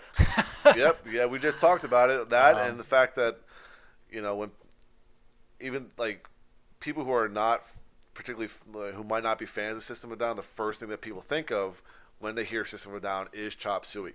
Yeah. And that's, of course, this leading single from fucking Toxicity. You know, that was a huge record. Again, better songwriting, better sound. You know, like conscious effort to make better songs. Yeah. And it shined through on that record. Again, it was a more refined band. Actually, I listened to the debut recently, and it's kind of a hard listen. I mean, I love the debut, but it is a little scatterbrained. It's a little all over the place. There's like no common like theme, like sound wise or whatever. Like there was just too much inconsistency. Yeah. You know, they were a little all over the place. They were trying to. It sounds like they were trying to find who they were as a band. Yeah. Toxicity took all of that and just made it monstrous. Yeah.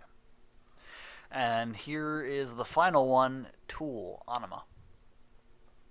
Yeah. I know you don't particularly like the band, but that album, you and I listened to endlessly playing the next Tetris. Yeah, we did. So, and I remember I stole it from you for a while because I didn't have it. So, I mean, obviously that avoided all sorts of sophomore slump. To go from Undertow to that, I mean, come on. So that was the 33 albums that debunk the sophomore slump. What's missing? What's missing? What's missing? What's missing? My initial thought was to throw Pantera on there. But if you watch our 10-word reviews, you know that Vulgar Display of Power was the band's 6th record, not their 2nd record. That's true. I'm going to say AC/DC, Dirty Deeds. Okay. I'm pretty sure that is their 2nd album. I'm not sure which. Actually, I'm not too sure which one is their first.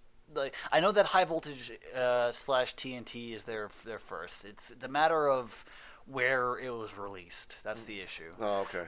Because I think in some cases, Let There Be Rock is considered their 2nd album.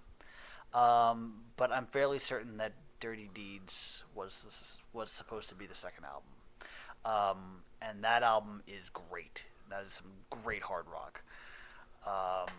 I'm gonna go with Seven Dust Home. Yes. Definitely debunks the sophomore slump. Mm-hmm. Uh, Like I need to like look at my CDs to be able to visualize this for myself. Aerosmith, Get Your Wings. Eels. Yes. Eels. Get Your Wings was definitely a great album from start to finish. Contains some of my favorite of their catalog. Lord of the Thighs in particular. I think also Train After Rolling's on there. I think so too. Yeah.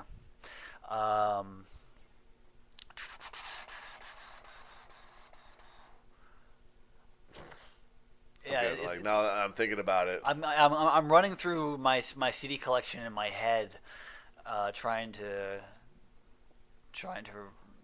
think of it.